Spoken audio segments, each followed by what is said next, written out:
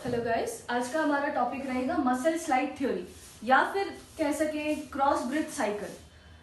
Muscle slide theory होती क्या है या फिर हमें क्यों पढ़ना है इसके बारे में, या फिर क्रॉस ब्रिज साइकिल कैसे बनता है। देखो, हम सबको ये पता है कि हमारे दिमाग ने सिग्नल दिया और हमने ये मसल कॉन्ट्रैक्ट करी, है ना। एक इम्पल्स गया, किसी भी स्टिमुलस के रिस्पॉन्स में हमारे ब्रेन ने एक सिग्नल दिया हमारी बॉडी को, एक मोटर रिस्पॉन्स गया और फिर उसके रिएक्शन में कॉन्ट्रैक्शन हुई किसी भी तरह की। जो हमारी मोटर स्केलेटल मसल्स हैं वो कॉन्ट्रैक्ट करती हैं ब्रेन वॉलंटरीली, ठीक है। अब वो कॉन्ट्रैक्शन कैसे हुई, उसका फिजियोलॉजिकल प्रोसेस क्या है। मतलब कि हमें तो इतना पता है कि हाँ, एक सिग्नल गया और कॉन्ट्रैक्शन, हमें सामने कॉन्ट्रैक्शन होती हुई दिख रही है, लेकिन अंदर से बॉडी के अंदर उसका क्या फिजियोलॉजिकल प्रोसेस है, वो कॉन्ट्रैक्शन कितनी मिनिमल कॉन्ट्रैक्शंस के एडिशन से या समेशन से हुई है, अंदर क्या प्रोसेस हुआ जिसकी वजह से तुम्हें इतनी बड़ी वो कॉन्ट्रैक्शन होती हुई मिली, उस प्रोसेस को हम मसल स्लाइड थ्योरी बोलते हैं। अब उसमें होता क्या है हम वो समझेंगे, ठीक है।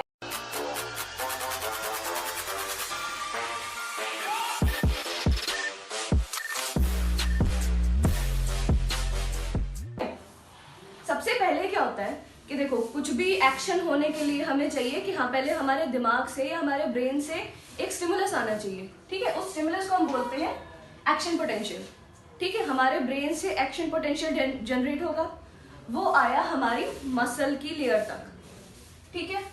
अब जब मसल की लेयर तक आया, हमें ये पता है कि हमारी मसल में दो टाइप के कॉन्ट्रैक्टाइल प्रोटीन्स रहते हैं। Contractile proteins are those proteins जो कि कॉन्ट्रैक्ट करने में हेल्प करते हैं या कॉन्ट्रैक्ट करते हैं, जिसकी वजह से आपकी जो मसल फाइबर है वो कॉन्ट्रैक्ट होती है ना। तो वो होते हैं हमारे एक्टिन और मायोसिन, ठीक। अब मसल के कॉन्ट्रैक्शन के लिए एक्टिन मायोसिन कॉम्प्लेक्स बनना चाहिए। वो कैसे बनेगा, आपका स्टिमुलस आया लेयर तक, ठीक है। उसके बाद क्या हुआ, सार्कोलेमा पे जब वो स्टिमुलस पहुंचा या इंपल्स पहुंचा तो डीपोलराइजेशन हुई। डीपोलराइजेशन क्या होती है, देखो, पोलराइज स्टेट ऑफ मसल या फिर लेयर क्या होती है कि एक साइड पर पोलैरिटी ज्यादा है या एक साइड पॉजिटिव है और एक साइड नेगेटिव है, that is polar. Polar opposites, इस चीज से याद रखो, पोलर अपोजिट्स, ठीक है। पोलर है, पॉजिटिव है और नेगेटिव है, मतलब कि पोटेंशियल डिफरेंस जो है वो है आपके लेयर के अक्रॉस, ठीक है। जब पोटेंशियल डिफरेंस होगा तभी डिफ्यूजन का प्रोसेस हो पाएगा। पॉजिटिव से नेगेटिव जो है ट्रांसफर होगा या नेगेटिव से पॉजिटिव जो है आयंस का ट्रांसफर होगा, ठीक। अब जब पोलराइज्ड स्टेट पे है, वो रेस्टिंग स्टेट होती है आपकी मसल की। जब एक्शन पोटेंशियल आया उस टाइम पर क्या होगा, डीपोलराइजेशन होगी, ठीक है। डीपोलराइजेशन होगी सार्कोलेमा और टी ट्यूब्यूल्स की। अब उसकी वजह से क्या होता है कि हमारी जो सार्कोलेमा लेयर है उसमें कैल्शियम आयंस डिपॉजिटेड रहते हैं बहुत सारे। तो वो डीपोलराइजेशन की वजह से, मतलब जब पोलैरिटी चेंज हुई, एक तरफ पॉजिटिव था एक तरफ नेगेटिव था, जब वो चेंज हुआ आपस में या नॉर्मलाइज हुआ तो कैल्शियम, मतलब आपकी लेयर की परमिएबिलिटी बढ़ गई, ठीक है। जब लेयर की परमिएबिलिटी बढ़ गई उस वजह से आपके कैल्शियम आयंस जो थे, जो बाहर थे, अब वो अंदर आ जाएंगे, ठीक है। पहले वो बाहर थे, पोलैरिटी चेंज होने की वजह से अब वो कैल्शियम आयंस आपकी लेयर के मसल के अंदर आ गए। अब वो जब अंदर आएंगे तो क्या करते हैं, ट्रोपोनिन करके एक कैप रहती है हमारी मायोसिन पे, ठीक है, जो एक्टिन बाइंडिंग साइट्स को कवर करके रखती है। मायोसिन है, मायोसिन के ऊपर जो साइट है जहां पर एक्टिन आके लगेगा उस पर ट्रोपोनिन चिपका रहता है। अब वो ट्रोपोनिन कब हटेगा, जब उस पर कैल्शियम आयंस लगेंगे, है ना। तो वो ट्रोपोनिन कैल्शियम आयंस के साथ बाइंड करके हट जाता है, वो अनकैपिंग हो जाती है मसल की, और उसके बाद क्या होता है, एक्टिन बाइंडिंग साइट्स जो है वो फ्री है, अब वो अनकवर हो चुकी हैं, ठीक।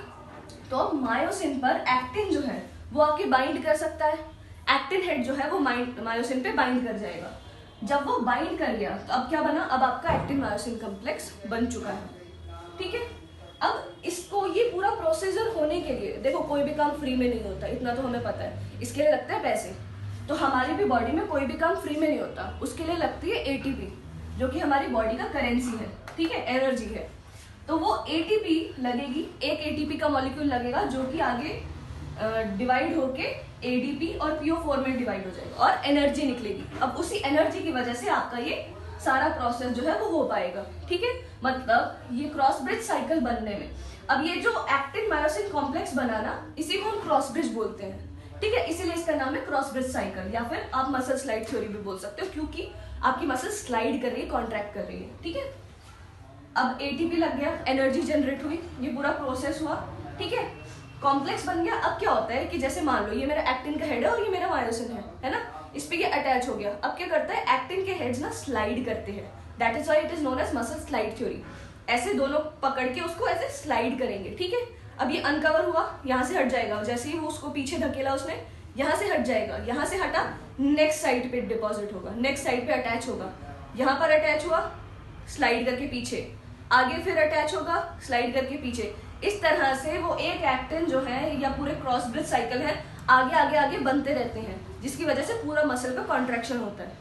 जितना स्टिमुलस आता जाएगा, जितना स्ट्रॉन्ग इंपल्स होगा, जितना ज्यादा एक्शन पोटेंशियल जनरेट होगा, उतनी ही ज्यादा कॉन्ट्रैक्शन होगी, ठीक है। तो हमारे ब्रेन को पता रहता है कि मुझे कितना कॉन्ट्रैक्शन की जरूरत है। ये हमारा कोऑर्डिनेशन होता है ब्रेन का, mind body connection, this is known as mind body connection, ठीक है। अब ये मायोसिन को खींचा, मिनिमल कॉन्ट्रैक्शन हुई, ठीक है। जेड डिस्क जो है वो पास पास आए, कॉन्ट्रैक्शन हो रही है मिनिमल।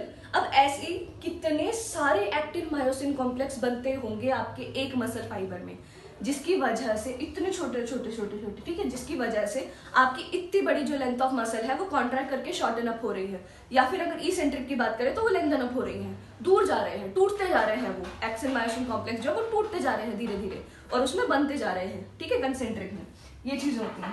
अब बन गया, हो गया, अनकपल होगा, वापस आ जाएगा, ठीक है। एटीपी रिप्लेस हो जाएगी, नई एटीपी, दोबारा एनर्जी लगेगी, दोबारा क्रॉस ब्रिज साइकिल बनेगा, फिर से वो प्रोसेस रिपीट होगा, ये सारा का सारा बनता चला जाएगा, और आपको जितना कॉन्ट्रैक्शन चाहिए मसल का, उतना कॉन्ट्रैक्शन जो है वो जनरेट होगा इन द एंड। और फिर उस पोजिशन को होल्ड करने के लिए बस आपकी एटीपी लगती चली जाएगी, ठीक है, which is your isometric contraction of the muscle. उसके लिए मूवमेंट नहीं होगा, ठीक है, कॉम्प्लेक्सेस जो बने हुए हैं उस पे एटीपी का जनरेशन होता रहेगा, एटीपी लगती चली जाएगी, एनर्जी जनरेट होती रहेगी उसको होल्ड करने के लिए, वो कॉम्प्लेक्स बना रखने के लिए, लेकिन जो है नए कॉम्प्लेक्सेस और नहीं बनेंगे। देखो अब कॉन्ट्रैक्शन हो गई, कॉन्ट्रैक्शन कंप्लीट हो गई, अब हमारी मसल को क्या करना है, रिलैक्स करना है, ठीक है।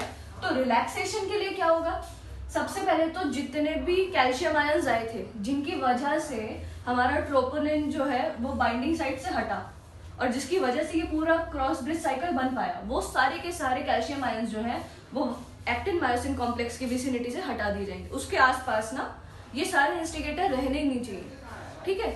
जो ये काम करा रहा है ऐसा आदमी रहना ही नहीं चाहिए, हमको चाहिए नहीं। तो वो सारे के सारे कैल्शियम आयंस जो है वो हटा दिए जाएंगे। अब उनको वापस कहाँ भेज दिया जाएगा, जो उनकी जगह है सार्कोलेमा में, बोलेंगे कि जाओ अपना सार्कोलेमा में रहो, ठीक है। उसके बाद क्या होगा, ट्रोपोनिन जो है वो वापस से अपने एक्टिन पे आ जाएगा, अपनी जगह पे रहेगा, ठीक। और हमारा एक्टिन मायोसिन जो है, ये दोनों के दोनों कॉन्ट्रैक्टाइल प्रोटीन्स अपनी रेस्टिंग स्टेट पे आ जाएंगे। अब आपकी पूरी मसल जो है वापस से रेस्टिंग स्टेट पे आ जाएंगी नॉर्मल, ठीक है। ये होगा हमारे रिलैक्सेशन में। तो ये आज आपका टॉपिक खत्म होता है मसल स्लाइड थ्योरी और क्रॉस ब्रिज साइकिल का। Thank you.